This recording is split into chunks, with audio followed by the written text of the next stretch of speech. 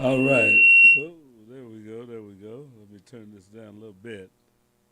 How, how you guys doing? How you guys doing? Yes. All right. All right. Looks like my video decided to freeze up on me. What's going on here? Just a second.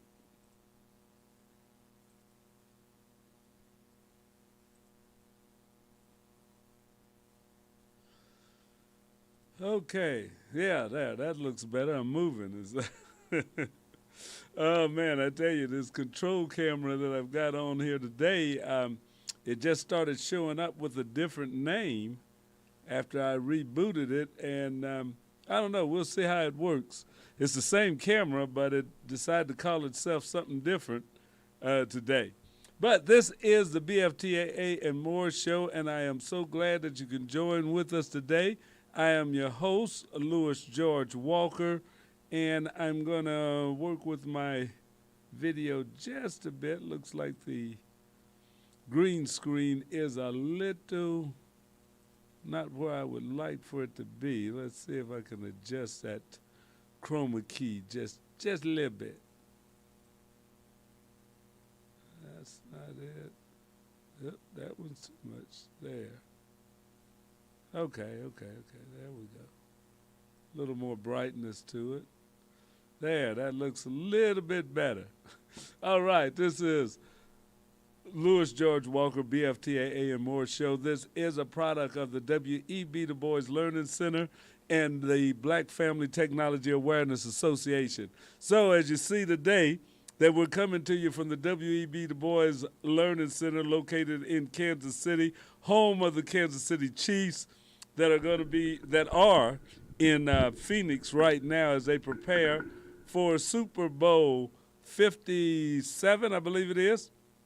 And anyway, we're there. So this is our third shot at a Super Bowl title, or to get our second title in 4 years. So Patrick Mahomes and Kelsey and all of the supporting cast have really played a good year, and they're going up against a tough opponent in the Philadelphia Eagles. I was listening today to a news broadcast saying that the Chiefs and the Philadelphia Eagles have won the exact same number of games in playoffs and scored the same amount of points. So that's kind of something to look at and say, man, this might be a real close, tough game, or it may be a one-sided game. You never know when it really comes down to the Super Bowl how teams and how individuals will react. But where you can bet that Kansas City is going to be a quiet place out on the streets come Sunday, because everybody's going to be in front of a television somewhere or another, eating some barbecue and enjoying that game. But we're glad that you're here right now. This is Black History Month. This is our first show in Black History Month at the Black Family Technology Awareness Association. So we're glad that you're here and joining with us. And we've got a couple of things that pertain to Black history that we're going to play for you, just so that we keep stimulating. The Black History Month for the Black Family Technology Awareness Association is usually when we had, before pandemic, the Black Family Technology Awareness Week. And we also did one during the virtual. We had a virtual Black Family Technology Awareness Week. And we may call everybody together again just to touch base, but we haven't gotten the city behind and all the different organizations that we want that are going to be involved in Black Family Technology Awareness Week. So we're going to make a big push towards doing this like it was in the old days come 2024. But to make up for it, we are going to we are going to have an event for Juneteenth, Black Family Technology Awareness event for Juneteenth that will happen this summer. So stay tuned, keep listening, keep following us. We want to thank all of the people that have been with the Black Family Technology Awareness Association over the years. We're going to be reaching out, sending out Facebook and other communications for all people that have had any involvement with the Black Family Technology Awareness Association over the 18 years or so that we've been around, that we're going to want to come together as a sort of a family reunion that we'll be doing during the Juneteenth time. So stay tuned. Let anybody know that you know that's been involved with Black Family. They don't have to be in Kansas City. They can be overseas, anywhere around the world. Some of you that were in middle school and high school that are in college or out of college now that have worked with the Black Family Technology Awareness Association, taken some of our classes, was on our robotics team, or just participated in the Black Family Technology Awareness Week.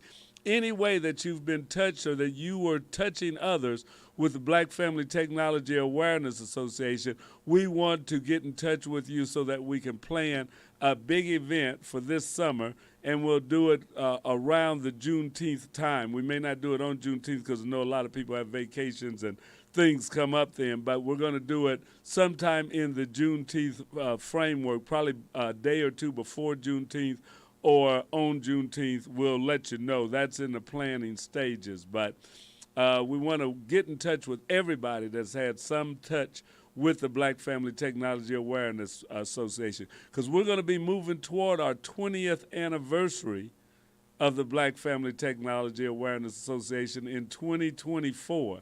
We first got together, we first had an event for Black Family Technology Awareness. We didn't incorporate them, but the community network of AT&T and the W.E.B. Du Bois Learning Center came together, and we had an event for Black Family Technology Awareness Week in 2004.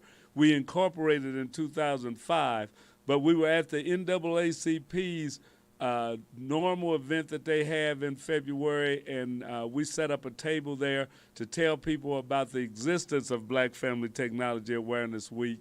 So we want to commemorate that as we move into our 20-year celebration. So we're going to be reaching out to a lot of people. And if you want to be a part of that, excuse me, please contact us. Let me get a drink here. Please contact us. You can reach us on Facebook, on YouTube, our Gmail, our email goes to bftaa@sbcglobal.net. You can also go to the Facebook if you're listening to us on that right now. Matter of fact, let's see if we've got everybody going out here. I think we're going out. Yeah. No, we're not. Let's get out online. There we go. All right. So if you're listening to us on the audio side only, that means if you're on the Get Me Radio, the TuneIn app, My Online Radio Box, mytuner.com, or Radio Garden, you can pick us up and you're listening to us over the airways just audio-wise. You can also pick us up on Roku. Go to the Roku radio channels, search for KUAW. We're on the Apple broadcast, I think it's Apple Fire. But we're broadcasting over Apple, we're broadcasting on Roku, and you can pick us up on your Fire Stick. So if you've got a smart speaker, Google or an Amazon smart speaker, tell it to play KUAW Radio, and you will hear us there. We're everywhere, all the time, at the same time, KUAW. Up, looks like it froze up again. Something is going on with my camera today. And that's after we've just done an update. Man, I sure hope that doesn't start happening tonight. Okay, I'm back. Yeah, we've got something going on with the camera as far as it locking up. Okay, so we do want you to get in touch with us, listen to us, tell your friends about us, and tell everybody you know to check out the Black Family Technology Awareness Association. That's right. Okay, you know, we're about STEM, science, technology, engineering, and math. We also want to do communications, the arts, all things that can uplift our young people and our families and our community through technology. That's what we started out with. The Black Family Technology Awareness Association's first drive was to make sure, or we were to encourage people to get broadband internet in their homes. Back in 2004, we wanted to get you away from dial-ups and those modems that you were using and go to a broadband connection. So we thought, man, this thing keeps freezing up on me. I don't know about the camera today. It's not wanting to act right. I activate and deactivate it, and there we are again. But, I don't know about this camera. But keep listening to me. I'm still here. I haven't went anywhere. But we're going to keep moving forward. So one of the things that we do, like I said, is we try to make sure that you are aware of the advantages you could have by having a broadband internet connection. Now, you also have cell phones that were in their infancy in 2004 and didn't have nowhere near the speed or the power that they have now. But that is also a connection. It's maybe not the best for doing work, but we want you to get broadband internet connection in your house if by any means possible. And there are some programs that will help pay for that now. So we're going to be working with groups to actually help you get broadband if you think you can't afford it. We want to make sure that you get the funds that you'll need to help pay for your broadband internet connection. So stay tuned, stay in touch with the Black Family Technology Awareness Association, because there will be more information coming out about our projects and programs that we'll be working on in the very near future. So stay tuned. Now, the other thing that we do every week is we like to bring you what's going on at the National Aeronautics and Space Administration, what's happening this week at NASA. So we're going to keep that up and let you see right quick what's going on this week at NASA, the National Aeronautics and Space Administration. Let's check it out right now. Work to do outside the space station, honoring a pair of former astronauts, and a milestone on Mars. A few of the stories to tell you about this week at NASA. On February 2nd, NASA astronaut Nicole Mann and Japan Aerospace Exploration Agency astronaut Koichi Wakata conducted a spacewalk to finish installing hardware needed for the International Space Station's next rollout solar arrays. The arrays, to be installed on a future spacewalk, are an upgrade to the station's power system. On behalf of President Joe Biden, Vice President Kamala Harris awarded former NASA astronauts Doug Hurley and Bob Behnken the Congressional Space Medal of Honor on January 31st. In 2020, Hurley and Behnken became the first astronauts to launch to the International Space Station as part of NASA's Commercial Crew program. On January 29th, our Perseverance Mars rover successfully deposited the last of 10 planned sample tubes onto the Martian surface, completing the first sample depot on another world. To learn about plans to return the samples to Earth for study one day, visit mars.nasa.gov/MSR. The latest edition of NASA's spin-off publication features more than 40 companies that have used NASA technology, research, and funding for commercial products that benefit people around the globe. Spin-off 2023 is available to read and download at spinoff.nasa.gov. That's what's up this week at NASA. For more on these and other stories, follow us on the web at nasa.gov/twan.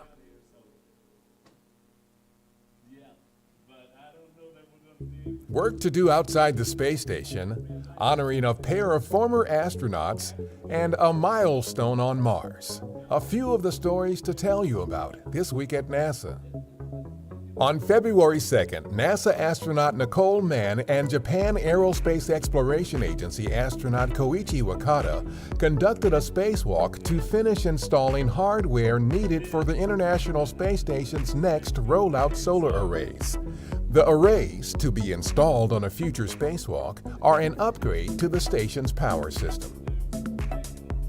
On behalf of President Joe Biden, Vice President Kamala Harris awarded former NASA astronauts Doug Hurley and Bob Behnken the Congressional Space Medal of Honor on January 31st.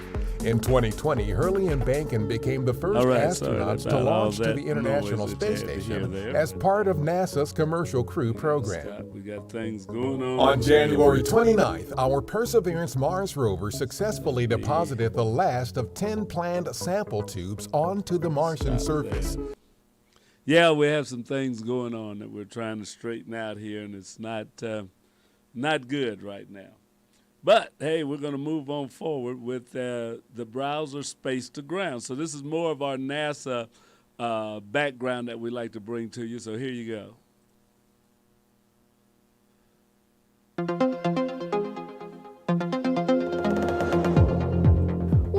Space to Ground. I'm Kayla LaFrance. While fully immersed in scientific research and spacewalks, the crew aboard the International Space Station is also preparing for an orbital rush hour. On Thursday, astronauts Nicole Mann of NASA and Koichi Wakata of JAXA went outside the station's Quest airlock for a spacewalk. The duo spent their time outside the station completing the installation of hardware which was required to prepare for the next installation of rollout solar arrays on the starboard truss structure. This was the pair's second spacewalk together as they worked to finish the external installation job that they began on January 20th.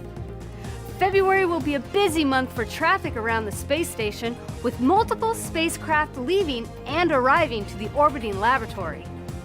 We will kick off the orbital spaceship Tango with the departure of Progress 81P from the Russian segment in early February.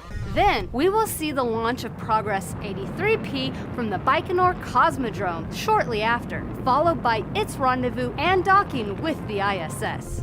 Following this, we look forward to Progress 82P departure to make way for the arrival of 69S, the uncrewed Soyuz that will launch on the 20th from the Cosmodrome in Baikonur. This Soyuz will arrive to the station on the 22nd and will replace the current Soyuz spacecraft that experienced an external coolant leak from an orbital debris strike while docked outside the station on December 14th. And finally, NASA's SpaceX Crew 6 mission is targeting to launch and dock at the end of the month as well. As always, live coverage will be provided for all upcoming launch and docking events. So follow us on social media or head over to NASA Television, the NASA app, or the agency's website for more information and times. Space to Ground. On Monday, NASA astronaut Frank Rubio replaced experiment samples and research hardware inside the combustion integrated rack for a study exploring how fires burn and weightlessness to improve fire safety techniques in space. The SOFI gel payload is measuring the amount of heating in a fuel sample to determine how fuel temperatures affect material flammability in a microgravity environment. Researchers hope to use the results from this investigation to improve our understanding of early fire growth behavior and to help determine optimal fire suppression techniques, improving fire safety for both here on Earth and for crew safety in future space habitats. And that's Space to Ground for this week. Thanks for watching. We invite you to follow the science on orbit by following at ISS_research on Twitter. We'll see you next week.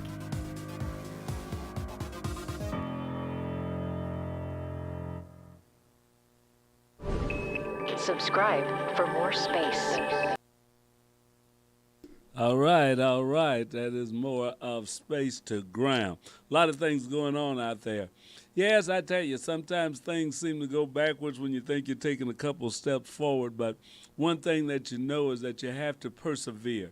You have to trust in God and believe that you go through rough times, there's going to be some good times coming on. So sometimes it's just a test to see how you can handle things. So we can go through these tests in life and keep our head up and know that we're going to get through it. We've gotten through worse. We've gotten through things that we didn't think we were going to get through, and we're going to get through these things that we're going through right now. That's right. So, yes, we show you a lot of what's going on in space, and we're going to do some more. We've got one more bit from NASA to show you, and that's going to be for those of you that might want to be stargazers or are stargazers, and you want to know what's going on in the night sky. It's kind of warm out there today. Tonight wouldn't be a bad night to stand out and gaze up. And if you could go to a park or go out to like Longview Lake or Smithville or somewhere and get away from a lot of the city lights, you can even see a lot more than what you do normally in the city with the light shining. So let's check out what's up and know what we can look at or look forward to seeing through the month of February in the night sky. So let's check that out right now. It's What's Up from NASA.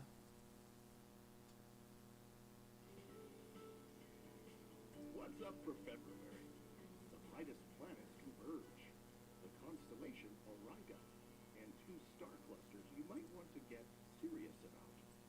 All month long, you'll notice the two brightest planets in the sky, Jupiter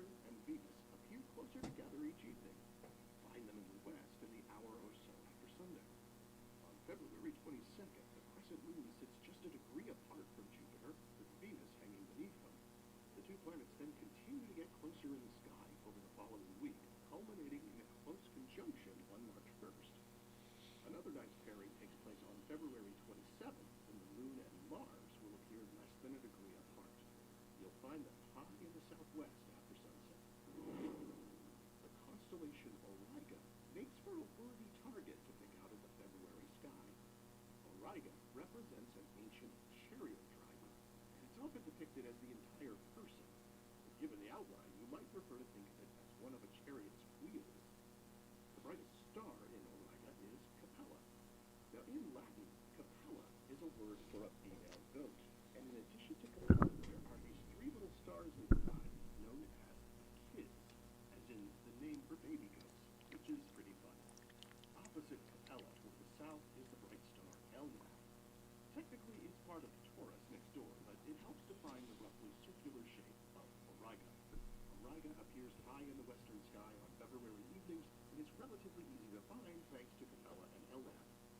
From Orion, look northward twice the height of Orion to find Capella.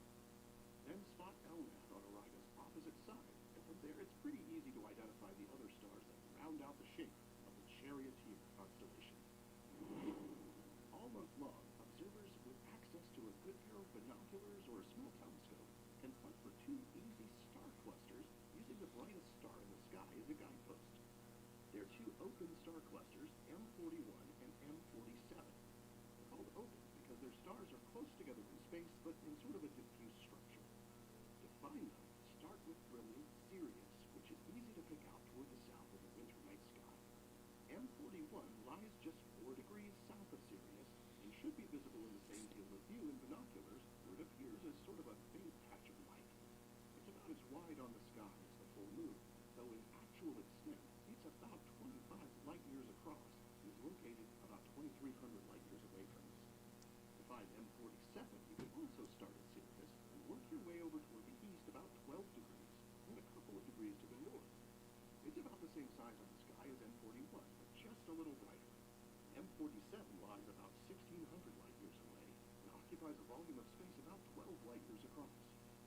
Our own sun is thought to have formed as part of a cluster like these. So finding them in the February sky can be a pretty neat way to connect with our own cosmic origins. Here are the phases of the moon for February.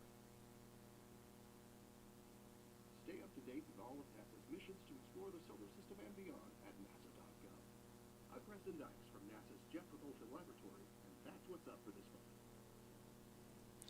All right, all right. So that's what you have and what's up in the night sky. So if you want to take your kids out, or if you and it's February for a Valentine's thing, if you can find those and point those stars out of the constellations to your significant other, it may make for a nice evening out just to look at the stars and gaze up at them.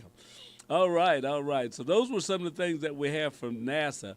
We also have some information about what's going on in Black history, because Black history, as you know, is world history, not just the United States history, but we've been part of history throughout the world, throughout the ages. So we can't just put it in a box and say it just happens here. Now, we can talk about American Black history, but Black history, history of African and people of African descent, goes all around the world, all around the world. So what we generally celebrate or talk about in February here, for the most part, is the African American experience in the United States.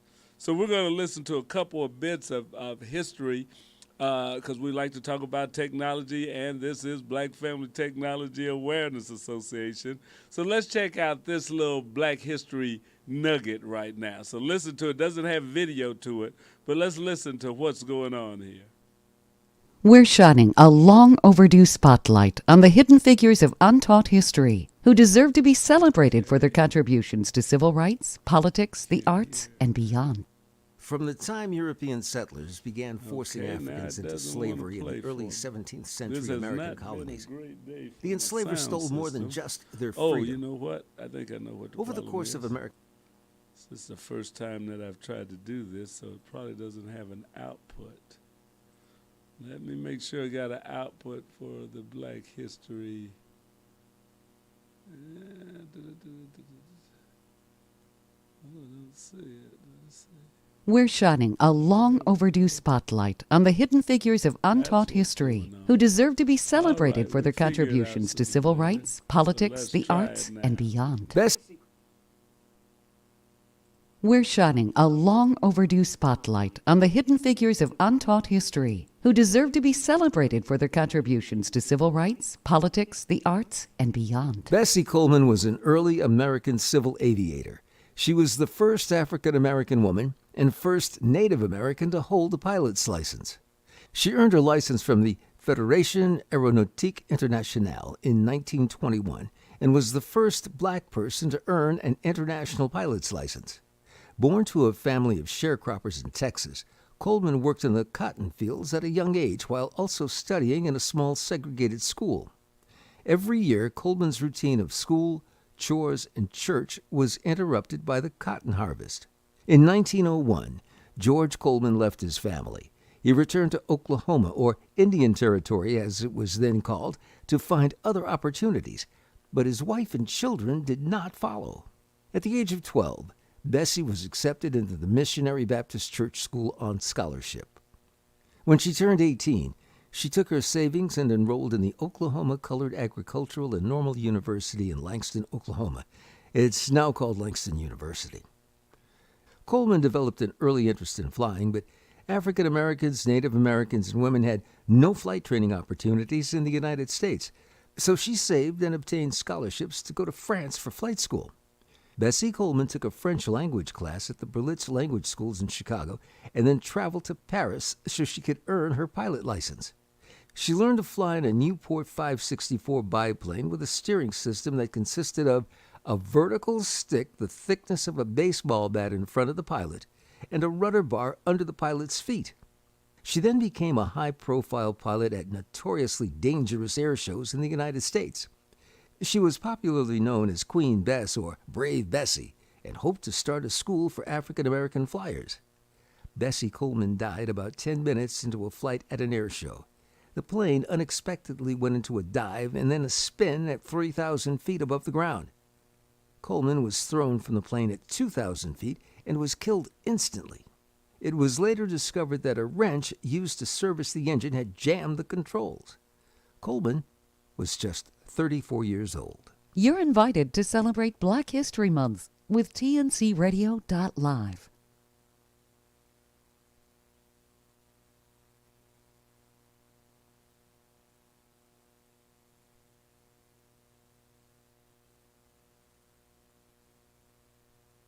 Yeah, so you may have heard about Bessie Smith before, but that was a interesting bit about it to see her tenacity. And we talk about blacks in technology and black family technology awareness, that this young lady in the early 1900s, before 1920, had went to college, had graduated, and then learned to speak French and went to France where they would let her apply for and learn how to fly. She couldn't do that here in the United States. She couldn't get a pilot's license because for women, for blacks, for Native Americans, for anybody basically that wasn't a white male, that wasn't an opportunity for you. But with tenacity and stick-to-itness, she didn't let no stop her from going after her dreams and what she wanted to do, and that's a strong testament. And that flying a plane, then, and you talk about operating technology. We have drone classes that we just started for our young people here at the center, and we've had them working on robotics where they learn how to work with technology. But in the early 1900s, airplanes were a very new thing, very new. So she was on the cutting edge of technology and learned how to fly. So that's one thing I wanted to bring up because that's part of our Black history. Think about it, not just that she was a pilot and stuff, but she was operating technology at a high level at an early time when it was really hard to get that type of opportunity. Now, I got one more I want you to listen to, so let's check this out. See if I can get it. It probably don't have its sound going either right now. We're so shining a long just a overdue second spotlight since it's on the the hidden first figures of time up. untaught history who deserve to be We'll have to celebrated for their contributions to civil rights, politics, the didn't arts, think and about beyond. that, but when you From first the make time some of European these, settlers began monitor forcing starts Africans off. into slavery in the So early let's try 17th this century American starting colonies, again. All right, here we go.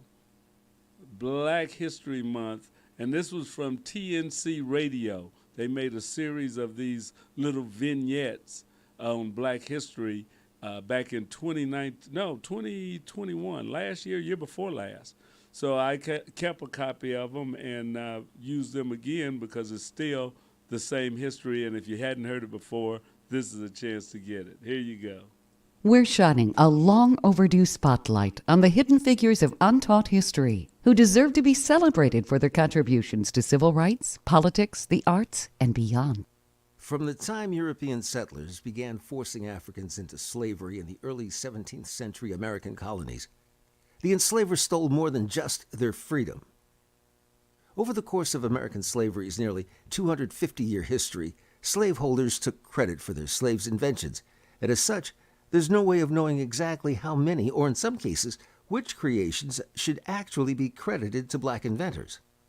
While the law never explicitly prohibited black inventors from applying for patents, those born into slavery were not considered American citizens, and slave owners legally owned the fruits of the labor of the slave, both manual and intellectual.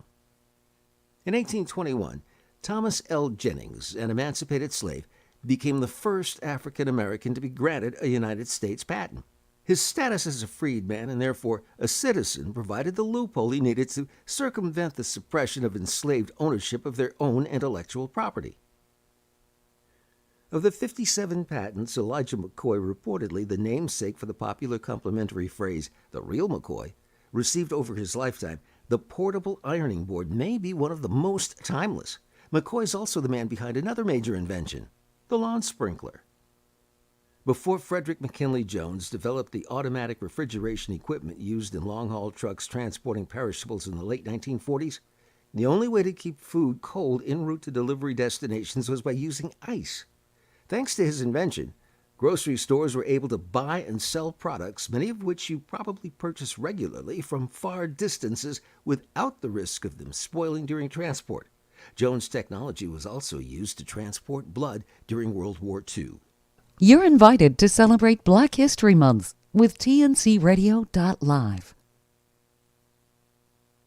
All right. So that was a little bit more of the Black history we want to go over and talk about. You know, you think about that in slavery times, as it said, that Thomas James was the first African American to get a patent, because in slavery times, if you were a slave, whatever you invented belonged to your master. Whatever you came up with, they could claim credit for it. You got nothing out of it. So your labors, your thoughts, even your creations were not yours. And that was a way that a lot of our families advanced. A lot of people, when you talk about building wealth, well, if the slave did something or came up with a better way of doing or creating something like that, then the family that owned them, they got all the benefit of it. The slave didn't. You know, the slave would get nothing, or if they handed him anything, a pittance of what, say, it was worth. So that's the thing when we talk about reparations and stuff, is that how much wealth was stolen, misappropriated from African Americans during slavery, and even right after slavery when Jim Crow laws were around, that, you know, it's hard to build wealth now when you're starting from so far back, although many African Americans did build wealth. There's no ifs and buts about it, and we've always had wealthy African Americans. But when you look at the percentage, when you look at the average demographic, now you know that we were systematically kept from the things that could help you to help generations of your family. Not being able to buy a home or move into a neighborhood that you wanted to move into is a way of denying you wealth. The fact that your loans were maybe higher than other people's loans. That farmers, even in the FDA, and this has been known and lawsuits filed about it, when other, white farmers could get loans or get assistance from the government for their crops and things like that, black farmers would go to the same agents and be told no. And there's been lawsuits about that the Farm Administration or the FDA, their agents and stuff in the South and other parts of the country treated their black farmers different than they did white farmers.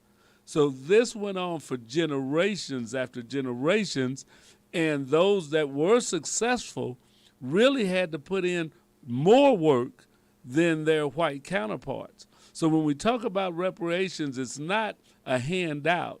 It's giving what was due. It's to set things straight, to get the playing field back right. So we have to think about that. But we've been involved in technology and inventing and creating for years, for generations, for eons. So don't let anything stop you. Don't let no stop you. Don't let things going bad stop you from pushing forward. So remember that we can go, we can do, we can be whatever we really set our mind to be in and stuff. So we really have to work on it. And sometimes it gets rough. Just like I was looking at here, my camera stops on me. Sometimes I wish I had better equipment in here, that I had this, that I had that. We've had trouble with our furnace. It's like, okay, things that go wrong. But you don't give up. You keep pushing. You keep moving forward. You keep working on it, because it's not going to get better if you do nothing. So we're going to keep on fighting. We're going to keep on doing for our young people, for our families, for our community, so that things can be better in our neighborhoods, in our lives, in this country. Because as we do better, the whole country will be doing better. We got mind power and brain power in a lot of these young kids that are coming through now that could help solve many of the problems that face this country. We've got engineers, we've got politicians, we've got technicians that will be able to make this country so much better, but we can't waste their brain power. We have to encourage them to go, to do, to grow. And that's what the Black Family Technology Awareness Association is all about. So we're glad that you listened to the show today and that you enjoyed it. If you like this, put it in the comments. Like and share what we're doing here. Like this on YouTube, subscribe to the KUAW radio page. And every time we go live, it'll pop up to you. You'll know you got it. Subscribe and like on Facebook at our KUAW radio page so that you'll get notified whenever a show is starting. Also, we'd like for you to hit that donation button. This is done to help lift this program up and to lift this radio station up. To continue to grow, to continue to do better, we need your support. We don't pay anybody here. We're always looking for donations, and we're looking for assistance. So if you would like to volunteer at KUAW or with the Black Family Technology Awareness Association, we would love to have you. Give us a call. Call us here at the station, 816-599-6893, or you can email us at kuaw985@gmail.com or at bftaa@sbcglobal.net. There's a lot of ways that you can contact and that you can continue to support the Black Family Technology Awareness Association, so we hope that you would do that. Also, remember, please tell anybody that you know that's been part of the Black Family Technology Awareness Association in the past that we're looking to hear from them. We want to have a reunion group of all the people, and that's whether you were a volunteer or if you were a student or if your family was involved in. We want all of you that came to Black Family Technology Awareness Week, youth technology fairs, or our technology and education, or our technology and business days. Anybody that's participated, supported, came to, enjoyed it, we want to hear from you. So contact us. Hit us up on Facebook. We're getting a list together, and we're going to have a reunion. We want to try and do it around Juneteenth. So the Black Family Technology Awareness Association wants to hear from you. thank you for joining us today. Be sure and listen to us every Monday from 5 to 5:45. We want you to stay tuned for B. Michael Long coming up with Shifting Paradigms and our new show that's been on for about 3 weeks now, Smart Money. The Smart Money group will be in tonight. We want you to check that out. So we've got 2 shows. 6 o'clock, we have B. Michael Long, and then at 7, we'll have Smart Money. So be sure and stay tuned and make sure that you can hit us up as soon as we go live. All right, keep listening to KUAW Radio. Thank you, thank you, thank you so very much for being part of this broadcast today. We'll see you later. Bye-bye.